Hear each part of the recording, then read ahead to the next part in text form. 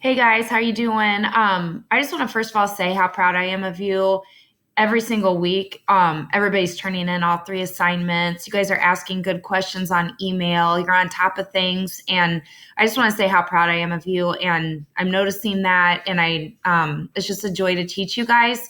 Please just don't be afraid to ask questions. So I got a good question about how do you check on Desmos the integration. So what this question is here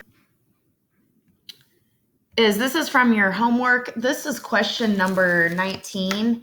And what I've gone ahead and done up here in the top is I typed in our first function, our second function. Notice I used f of x and g of x, and I'm going to show you where I did that.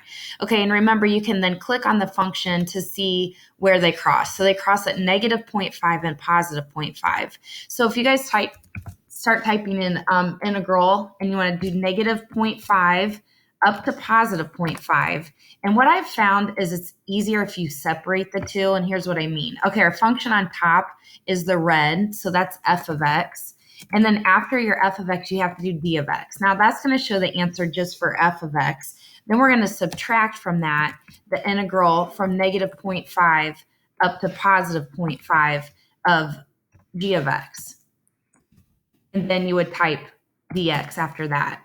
And here's your answer. Make sure though, for if you haven't done your homework yet, number 19, I want to see if you guys can figure this out and find the exact solution, like using pi and a fraction. But this is how you can check to see if you got the answer right. So hopefully this helps you guys out a little bit, and keep emailing me when you have questions.